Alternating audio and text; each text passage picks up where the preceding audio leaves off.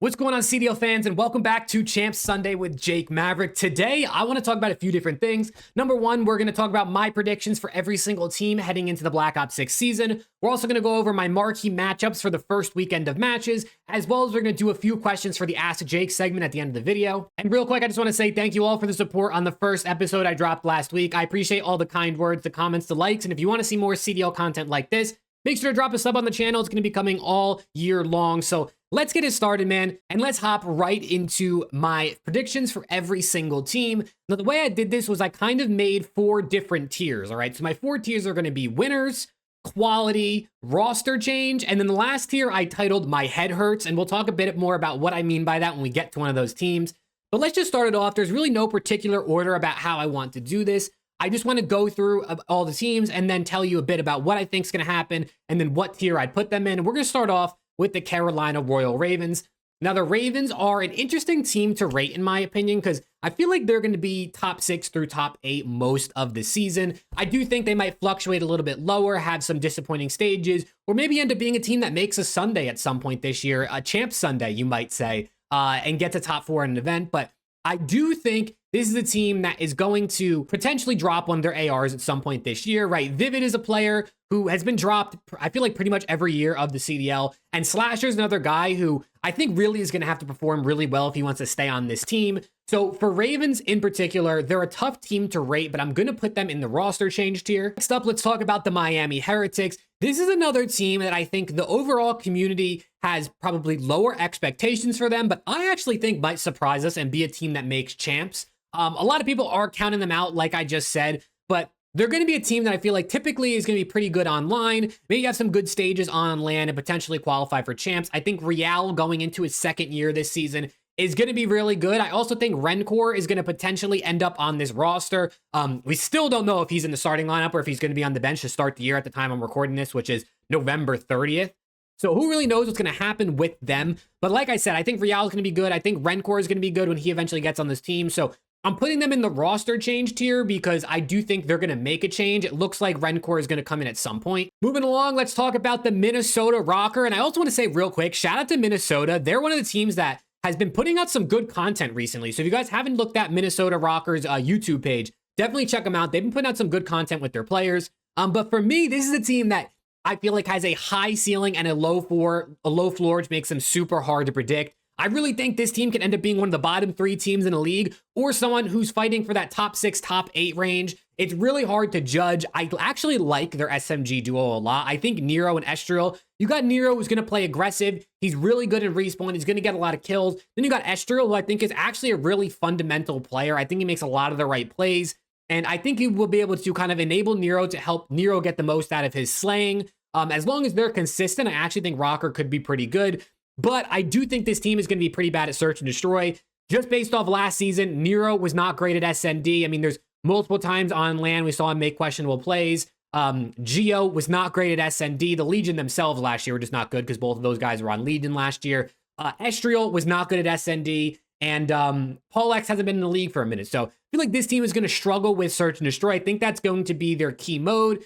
And honestly, I see them making a roster change at some point this year. So our first 3 teams, I'm all saying, are roster change tier. Now let's talk about one of the better teams in the league, one of the best teams in the league, you might say. Let's talk about Atlanta FaZe. I definitely think they're going to win at least 1 event, if not more. I think they could very easily win 2, maybe even 3 events.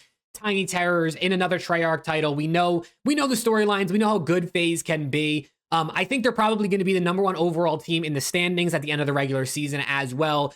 I just feel like FaZe are one of those teams that online, there's not a ton of pressure, so they always perform well. Then they get to land, maybe there's a little bit more pressure, and sometimes they crack, especially in a grand final. We all know the Silver Surfer accusations, but I do think FaZe is just a team they're going to win this year. They're going to be great, and obviously they're going in the winners tier. For our 15 to talk about, let's talk about the Los Angeles Gorillas, mates. A long name. We're going to say that over and over.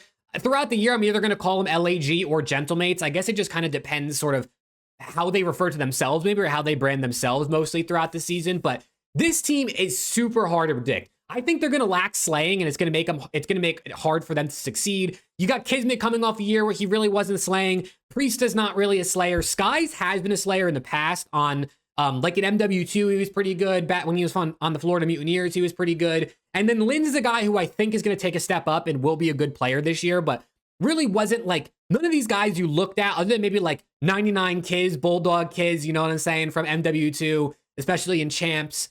There really isn't a Slayer on this team, which I think is going to be a big thing for them, unless Kismet gets back to that Modern Warfare 2 form. This is a team that I could potentially see making a roster change, but also could not see making a roster change, because you got 3 guys from the NYSL Champs team who I think love playing together, are good friends. You got Linz, who's going to be the face of this team. He's going to be a fan favorite, right? French player on a French team with a massive French audience.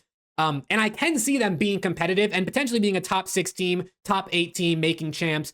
So they're actually going to go in the my head hurts tier, because genuinely, I'm all over the place when it comes to LAG, when it comes to Gentlemates. I don't know if they're going to be really good. I don't know if they're going to be really bad. My head hurts thinking about it, hence the name of the tier. Now I want to talk about the Boston Breach. This is another team. I go back and forth about what I think could potentially happen. I think most of us probably think Boston is going to be one of the bottom teams this year. And I think a lot of that obviously has to do with how bad they were last year. This roster is very different than the roster most of last season. This is obviously the team we saw play at the Esports World Cup that got a top 8, so credit to them. It was the best roster they had all of last season, right? They literally won 6 games all year last year in the CDL season, not including EWC. So I feel like they're likely going to be one of the worst teams in the league. I could see them potentially getting a top 6 at some point this season and peaking at different points throughout the year. But I think this is a team that's going to have maybe a high, but a lot of low lows. I'm almost certain they'll probably make a roster change this year, if not more than one. It's going to be hard to see this team going the full year, given you got Purge, who's a guy who doesn't do it on the scoreboard, which tends to get you dropped. Not saying I agree with that philosophy behind team building, but it is what it is. Snoopy going into another year where, at this point, if he doesn't perform, I feel like they gotta give him the boot. They gotta give up on that, whatever you want to call it, that experiment they're doing. I feel like Cammy's a guy who's been bounced around. Awakening's a guy who, if he plays like he did last year, could definitely get dropped. So, I mean, Boston Breach, I'm putting him in the roster change tier. Let's keep it moving, and let's talk about one of the other teams that probably has higher expectations for this season, and it's going to be Cloud9 New York. Honestly, all of this relies on their sub-duo, Kremp and Mac. I think the sub-duo for this team is going to determine whether or not they are potentially a top 4 team or a fighting for top 8 champs qualification type team. I think with an AR duo of Sib and Attach, right, we know how good both of those guys are. We know how great both of those guys were last year. I think just that duo alone is going to keep them in champs contention in the qualification for champs all year long, right? I don't think they're really going to be a team that is falling way outside of that, but they're going to need consistency, especially in Respawn and especially from their sub duo. Kremp, to his credit, has looked really good this year, and he's also a really good SND player. Mac has looked a bit on and off, but he's really an enabler type guy. He's not going to be someone typically who is like slaying out and dropping a 1.1 or a 1.2. So you need Kremp to really play really well off of Mac. I kind of think that they're going to potentially make a roster change midway through the season. It's really tough to judge, right? Because you got Sib, Mac, and Accuracy, who's now their coach. Obviously, the trio from Seattle Surge, so you got some friendship in there. You also know Attach and Accuracy are longtime friends, so Kremp definitely might be the odd man out here, at least from what I know. So does that mean he'll be the one who gets dropped? I think a lot of it obviously depends on performance, but I do think Cloud9, I've said this a bunch, is like a prime location for a free agent or for a challengers player to want to go to. I mean, for one, Cloud9 is one of the biggest names in esports, right? Who wouldn't want to play for Cloud9? But also to play with Sib and Attach, who I don't think will probably be the ones dropped. I think it'll be one of the subs if it does happen. I think a lot of people would love to be a part of that team and make the most of a fan base and an opportunity like C9. So I'm going to put C9 in roster change, although they're bordering between roster change and the quality tier. Speaking of quality, let's talk about the Toronto Ultra. That might have spoiled it. I'm going to put Toronto in the quality tier. I think they're going to be the 4th best team. I think Kleenex and Joe Deceives are going to be the best sub duo outside the top 3 teams. And I also think Beans is going to fit that slaying AR role, that fill into Scrap's shoes pretty good. I've said this a ton. I'll continue to say it. I don't think Beans is going to be as good as Scrap. Obviously, I think Scrap is a talent that we don't see often in Call of Duty. But I still think Beans is going to be really good, especially playing with Insight, who is one of the clutchest, one of the most just consistent, solid backbones of an main AR we've seen throughout the CDL era. This could be a team that potentially doesn't even get a top 3 all season long with how quality and how good the top 3 teams are, right? FaZe, OPTIC, and Thieves. But I think they have the best chance of doing so. I think this is a team that has the best chance of upsetting any of those top 3 teams like I just mentioned. So for them, quality tier, I think it's pretty straightforward. I think most people agree. Now let's talk about the Vegas Falcons, one of the new teams in the league, one of the most unpredictable teams in the league. I actually think they're going to be better than a majority of the community is trying to project or is saying. I think they're going to get top 8 at least at one major this year. And I don't think they're going to be worse than the Vanguard Legion, for example. Like, I don't think they're going to be the worst team to ever play in the CDL. I think they got Clay on their coach. I think this is a team that has a lot of chemistry. And I think they're going to learn pretty quick. And I also think the competition is going to be really, really tough. I feel like in the middle of the pack this year, I think the top 3 are going to be the top 3, but the rest of them are going to be bouncing around all over the place. I could see Falcons, if you catch a team like Boston or Rocker or Miami on a bad day, you could definitely win a match. So I actually, for my prediction for Falcons, I think they're going to be better than we're giving them credit for or expecting. But I don't think they're going to make a roster change. I think it's obvious that the Falcons are doing what they're doing with the roster, specifically to shine a light on Saudi esports, show that they have really good talent from their region, and try to develop the talent from the region even more at the highest level. So I think for this first season, Falcons are sticking with this team. Maybe they bring in another Saudi player. I don't know who else is out there, if I'm being totally honest, but I don't see them making a change. And obviously, with all that being said, I mean, you can kind of tell I'm all over the place on these guys. So I'm putting them in the my head hurts tier. All right, we're coming down to our final 3 teams here. Let's talk about the Vancouver Surge. This is a team that I think is going to fluctuate a massive amount this year. I almost feel like this team might fluctuate the most out of anyone this season, like them and maybe like Minnesota or LAG. I think they're going to be top 10 sometimes. I think they're going to be top 5 sometimes. When 04 and Hixie, their sub duo, are on point, they're going to be great. When they're getting fried, they're going to be bad. I mean, it's really tough to call these guys. I could see them making a roster change throughout the season, especially midway if they're fighting for champs qualification. I mean, I think Abuza is going to take another step up, be a star AR player. I think Nasty is solid, but of course, he's a guy who's bounced around throughout his career, could definitely, if he's not performing well, get dropped. And then 04 and Hixie are the X Factor sub duo like it is for a lot of teams. So I'm going to put Surge in the roster change tier. I don't know if it's going to be Hixie. I don't know if it's going to be Nasty. I think 04 and Abuza might be a duo that they build around at least for the rest of this season. But Surge, I really think could potentially have the biggest fluctuations throughout the season. To keep it moving, let's talk about the reigning CDL champions, OPTIC Texas.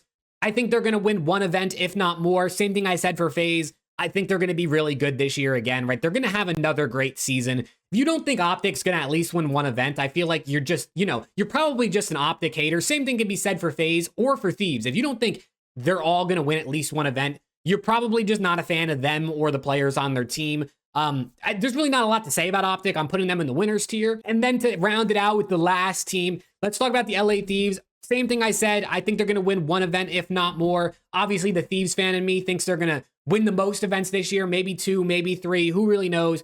But I think specifically for Thieves, especially because they're a new roster, so there's a bit more to kind of talk about, right? With FaZe and OPTIC, we kind of know what we're going to get because they didn't make any changes. I think the slaying power of Hydra and Scrap is going to be pretty much unbeatable from any team outside of OPTIC and FaZe. Obviously, OPTIC and FaZe have the talent. They could totally take down those guys. For any of these other teams, unless it's like Tirana Ultra and Kleenex is dropping 120 kills in the series and he's just getting the best of Hydra in every single gunfight, I think it's going to be hard for any of the other 9 teams in the league to take down Thieves with the way that they're probably going to be playing, especially because Hydra and Scrap are some of the most consistent guys in the game. But those are my predictions for every team heading into this year. I think it's going to be a fun season, but week 1 is right around the corner, right? Week 1 starts in this Friday, right? The time you're watching this, it's Sunday, maybe when you're watching this, or Monday when you're watching this. The matches start on this Friday, December 6th. And with it being the first week of matches, I'm going to talk about my marquee matchups for the first weekend. I picked one series from every single day from Friday, Saturday, and Sunday to be my quote-unquote marquee matchups. Obviously, it's the first time we're watching like all of these teams play, so that's exciting. And, if you're a fan of any of these teams, or even if you're just a fan of COD in general, this is a weekend a lot of us are going to want to watch. But talking about Friday in particular, I'm actually going with LAG versus Minnesota Rocker as my marquee matchup. The real reason for this is I think both of these teams are potentially middle of the pack guys who are going to be fighting for champs qualification. So it's going to be interesting to see how close this match is and who looks good in that series. And more importantly, as the season progresses, it's these matches that are going to be the determining factor of who makes champs, right? You need to win the matches versus the other teams in your tier if you want to make champs, right? Like, are LAG or Rocker going to beat Optic, FaZe, and Thieves? Probably not. Are they going to beat Falcons and Boston? Probably. But it's when they play each other, or they play those other teams like Surge, like C9, like Ravens, that you need to win that match if you want those 10 points that are going to get you to champs. So my marquee matchup for Friday is going to be LAG versus Rocker. Now for Saturday, my marquee matchup for Saturday is going to actually be Ultra versus Surge. This is a similar reasoning for the last one that I just said. I think this is going to be a really interesting spot to see just how good these teams are, right? How dominant is Ultra going to look versus a team that they probably should beat, but how good is Seattle Surge going to look against a team that, if they're able to steal these 10 points, would be huge towards champs qualification? We saw last year, and I mean, I've talked about champs qualification a ton in this episode. We saw last year how close it was to make champs, right? I mean, it literally came down to like the last major, the last matches. There was so many different teams that could have made champs going into the last major last season. I think it's going to be similar this year, man. So I think every 10 points you can get, every series you can claim victory is going to be huge towards making champs. So Saturday is another battle of probably teams that I think Ultra should be better than Surge this year, but it's going to be interesting to see just how good these teams are and how competitive they are against each other. And then to round out the marquee matchups for the first weekend of games, I'm going Sunday. This one was obvious. It's FaZe versus LA Thieves. There's really not much to be said here, right? These are the two of the top three teams. We saw them play at the Quezon LAN. LA Thieves not only reverse swept them the first time, but then beat them the second time. I think they 100-point clubbed them twice in hardpoint throughout that day of the Quezon tournament. So it's going to be interesting, but right, obviously you can't really look into the Quezon thing that much. The first match, it's going to be online. We're going to see what's going to happen. I think this can go either way. I think Thieves could win. I think FaZe could win. Let me know who you think's going to win in the comments, but I mean, this has to be the marquee matchup, right? When the top three are playing each other, that is the matchup of the weekend that everyone's going to watch. All right, now that we've talked about my marquee matchups as well as my predictions for every single team, it's time to move into the Ask Jake segment of the show. If you guys have any questions or things you want me to talk about in this segment going forward, drop them in the comments down below, and I'll pick about 3 of them to do next episode. But let's get it started and hop right into this. And first up, we're going to be going with the question from my guy Alex here. He said he wants a mini summary of the Seattle Surge franchise. He is one of the only Seattle Surge fans I know, which is pretty interesting. So if you're a Surge fan, let me know down in the comments. But he said he hasn't been watching for that long, only a few seasons, and wants to know what kind of happened pre-Vanguard for the Surge. So let's do a mini history lesson for Surge. First thing you need to know, before Seattle, before the CDL, they were Luminosity Gaming, right? Most people who have watched COD pre-CDL know about LG. This is a team that started back in Black Ops 3. They won 4 events throughout the IW, World War II, and BO4 seasons.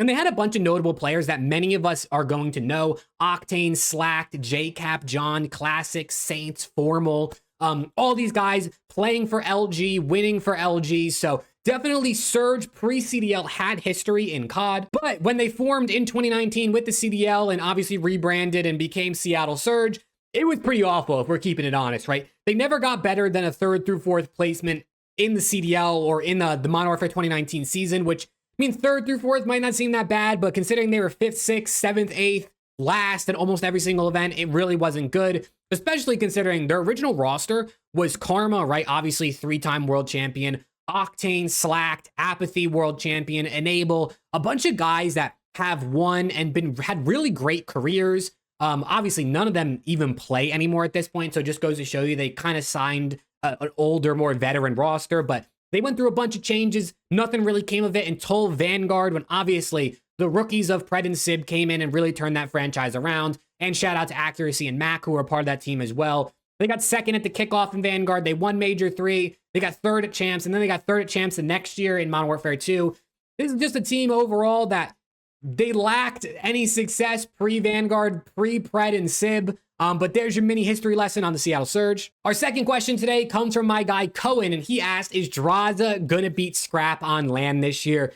Obviously, this is a question nobody really knows the answer to. If you look at the history of the matchup, it of course doesn't look good for Drazah. I mean, I don't know if he's ever beaten Scrap, maybe once or twice on LAN at this point. So it of course does not look great for Drazah to beat Scrap this year. I even dug a little bit deeper and looked at Simp versus Hydra, because obviously Scrap's playing with Hydra. Simp obviously has been on FaZe for a minute now. Simp is 1-2 versus Hydra in grand finals and 7-5 versus him on LAN in total. So just looking at that as an example, right? Obviously, FaZe has a little bit of a winning record versus someone like Hydra on LAN, which of course plays a factor into this. Now Scrap and Hydra are teammates, but thinking about how Hydra arguably had less talent than the FaZe guys previously, now he's teaming up with Scrap. You got to think these are going to be really, really good matchups, especially on LAN all year long. So is Drazah going to beat Scrap on LAN this year? I wouldn't be surprised if he gets one, but obviously if history continues to repeat itself, it's not looking good. And then our last question here for the Ask Jake segment is going to be here from my guy T-Morg, and he asked, what is the worst you've been hurt by a match result? So basically, what is the most heartbreaking match that I've watched? And I decided to take this into 3 parts. So I picked one match from like the 3 different eras of Call of Duty and also like my fandom, right? So starting it off way back in 2015, back when I was an OPTIC gaming fan, because, you know, NADESHOT's my guy. I've been following NADESHOT since 2011. When he was on OPTIC, them losing at AW Champs was the most heartbreaking match up until that point for me as a Call of Duty fan. Watching them lose, I mean, going into the first round, going into the event, OPTIC was looked at as the favorites, right? Like, they were coming off of like back-to-back wins. They were pretty dominant in the beginning of AW, right? Back then, Champs was in like the middle of the season. It wasn't at the end of the year like it is now. So OPTIC was coming into this event looking really, really good. They were going up against Denial in the first round, who was a team that was solid, but definitely everyone thought OPTIC was going to win. I mean, even like I think JCap and Attach, who were on that Denial team, said they thought they were going to lose. Of course, Denial goes on to win Champs that year. I mean, they ended up winning everything, so shout out to them. That was an insane run out of them. But watching OPTIC lose that first round versus Denial, then drop the losers, win a few series, and then get 3-0'd by FaZe Red to be eliminated in 7th through 8th place was just so heartbreaking, because to see them lose in that fashion, especially as the favorites, definitely hurt. And then fast forwarding to the second one, this one probably is the most heartbreaking one if I had to say.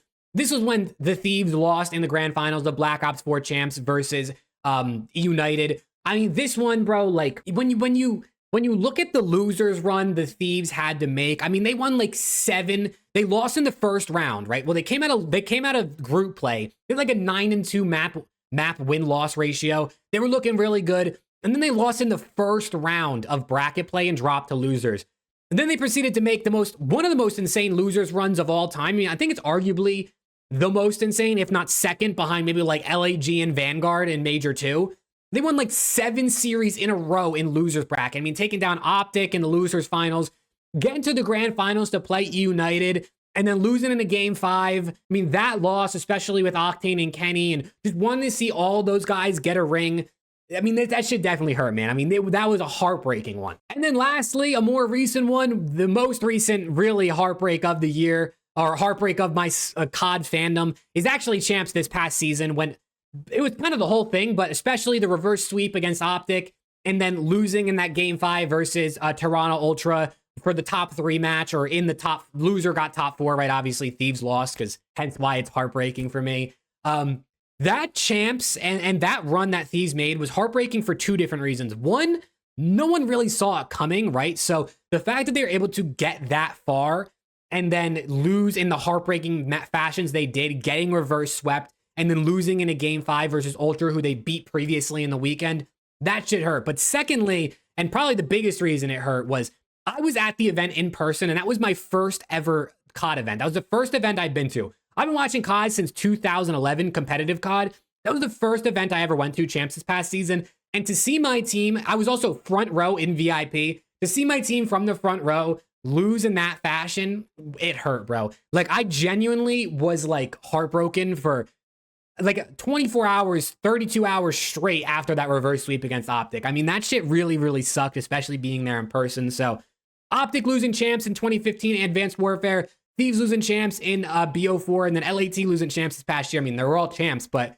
those were all heartbreaking. But yeah, that's going to do it for this episode of Champs Sunday with Jake Maverick. If you enjoyed, make sure to sub to the channel. A lot of CDL content to come, not just this show, a ton of stuff coming this season. So I hope you will stick around, be a part of the community. We're on the road to 7K subs before the end of 2025, potentially. I guess we'll see what happens, but thank you guys a ton. Drop any feedback, comments, questions for the Ask Jake segment in the comments. And with all that being said, hopefully I'll see you all in the next one.